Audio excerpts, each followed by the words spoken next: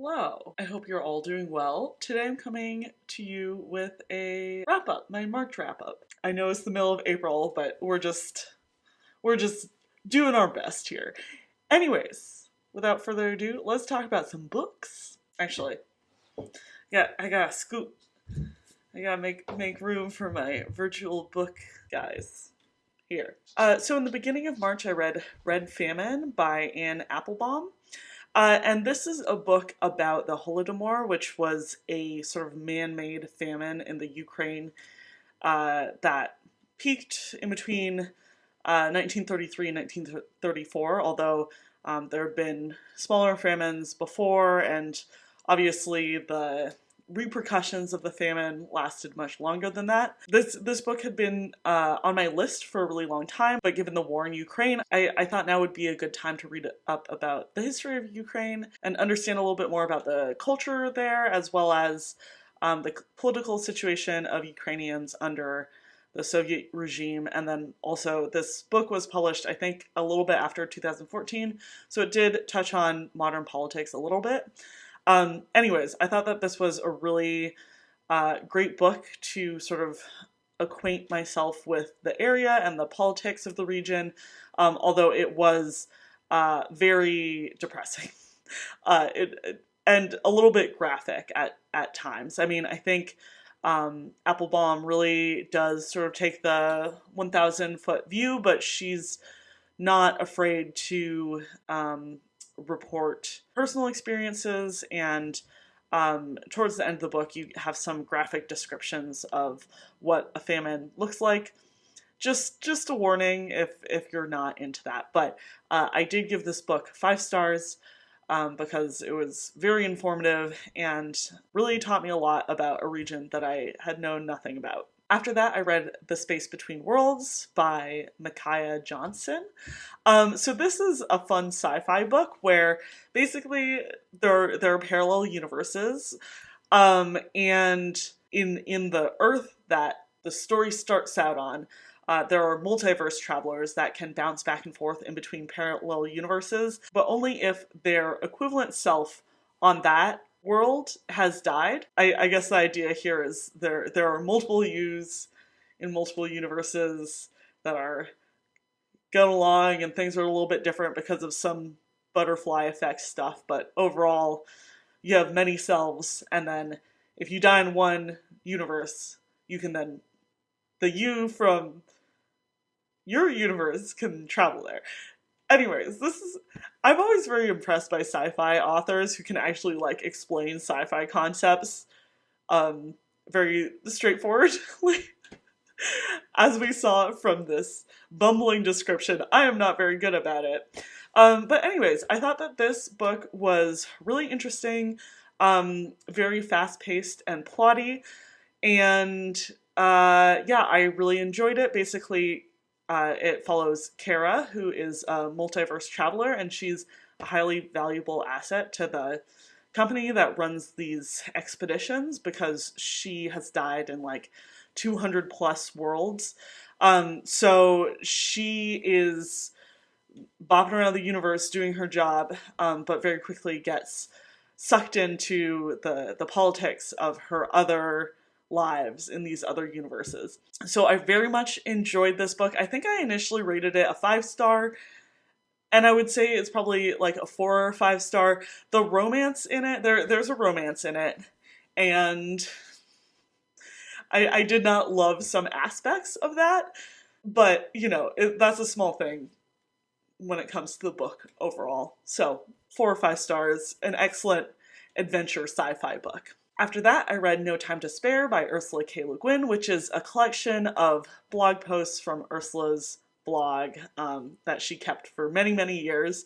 And I really enjoyed the writing in this because, I don't know, Ursula K. Le Guin is a great writer, and it was very nibbleable. It was just little, like, bite-sized essays, basically, and I enjoyed it. Although now I'm, like, not bringing to mind any one particular section. Wow, I really don't remember a lot of this book. This is why I need to do my wrap-ups on time, because, like, what am I doing here? Anyways, so, yes. That being said, I enjoyed her, like, writerly voice. I do sort of generally not enjoy essay collections that are based off of blogs, because I feel like those two writing styles are actually very distinctive, and, you know, publishing people will be like, oh, you have this great blog, just, like, throw a bunch of those into an essay collection, bulk it out a little bit, it's fine, it's great, but, like, they just read different, and I feel like especially if you're going into an essay collection being like, this is an essay collection, and you don't know it's been adapted from a blog, it can be very disconcerting. So I knew this was a blog first, but it's still not my favorite form. But I did enjoy it. I don't know. I rated it a 3 stars. It was enjoyable. I would not, like, go back and reread it or anything, but that's that. Next up, I read City of Stairs by Robert Jackson Bennett. This is the first Jackson Bennett I've read, so I very much enjoyed it. Basically, this is the story of Shara, who is posing as sort of a low-level diplomat, but she's actually an intelligence officer, which you find out very early, so no spoilers. And she's been sent to the continent, where basically her people were previously subjugated by the people on the continent when they had the favor of their gods, basically. Like, the divinities were, like, real entities that, like, mixed in the lives of mortals and created miracles and stuff like that. And so, when the divinities were around, the continent ruled over everybody, right? And then the divinities were murdered by Shara's people, and now the sort of power structure has flipped. So I guess that's the background, world building, world premise. You do find that out fairly early again, so no spoilers. But it was definitely a very interesting setup for me. Shara is coming to the continent because one of her old mentors has been murdered, so she's trying to figure out what happened there. And the setup and the world building was really there for me. It's not like overly explained, so you're very much figuring out how things work as you go along, and for me that was very organic, and really I feel like Jackson Bennett has a reputation for having really novel, interesting magic systems. And I say systems because that's sort of like the term everybody uses, but it doesn't feel like this is so much a system as like a magic vibe, you know what I mean? Like, it's not just high fantasy or like abracadabra magic, but it's like its own thing that's not fully explained in the first book, but is very interesting to find out about slowly over the course of it.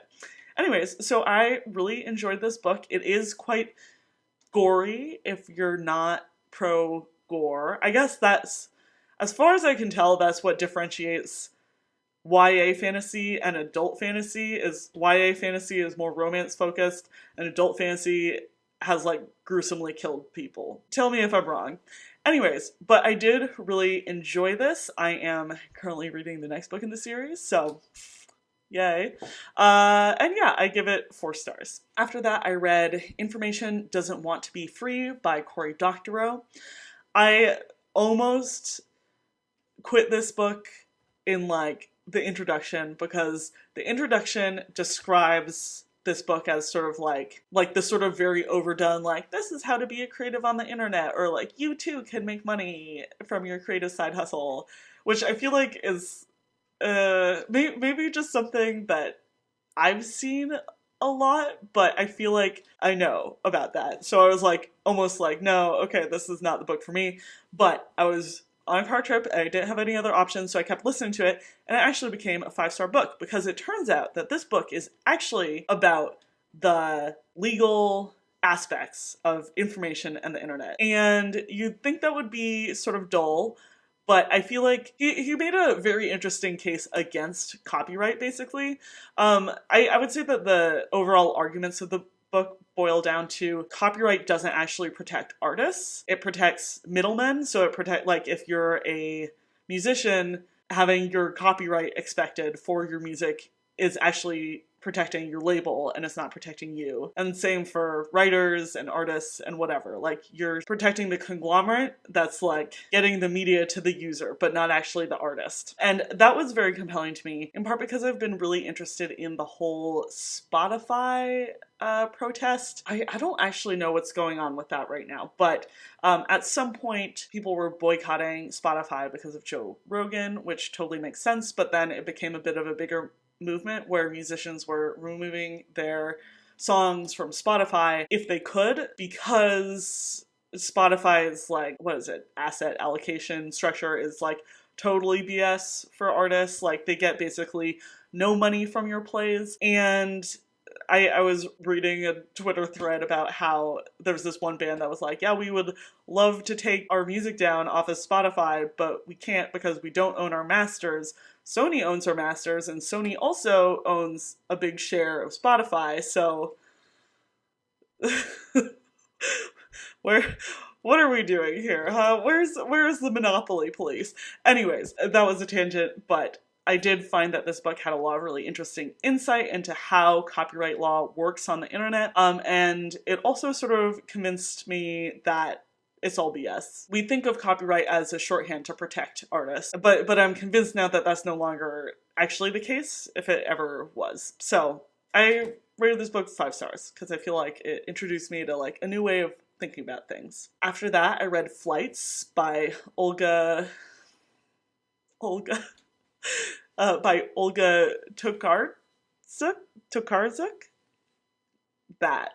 That's her name. Anyways, I read Flights, which is sort of very loosely based around an unnamed narrator who is traveling throughout the world. And I think the through line is sort of like her experience and the stories of the people that she runs into, although those connections become less and less coherent. It becomes more and more just a collection of stories about people who are traveling, migrating, and then there's also a big section about taxidermy. I mean, not taxidermy, but corpse preservation for some reason.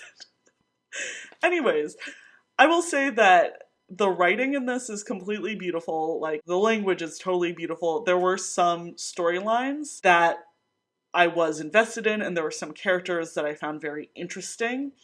However, I can say that I'm probably too dumb for this book. Like, I truly felt too dumb because I was a little bit like, what am I supposed to be getting out of this? I don't know. I'm confused. And I don't think that you have to get something out of literature. Like, it doesn't have to be like, here's the theme, here's the takeaway message, but I was left a little bit confused in general. So I ended up giving this a 3-star, although I feel like a big dummy for not liking this author, because I've just heard such good things about her, and I know that she's like a big favorite in the literary circles, so oops.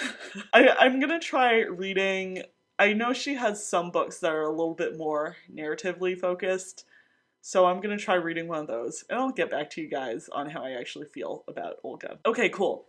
And then the last book I read in March was Tunnel of Bones by Victoria Schwab, or V.E. Schwab. This is the second book in a middle grade series about Cassidy Blake, who almost died a year before this story takes place.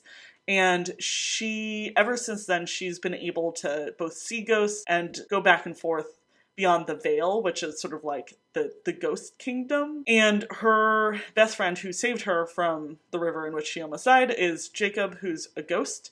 And they tour around with her parents, who are filming a like History Channel ghost reality TV show, which sounds pretty perfect.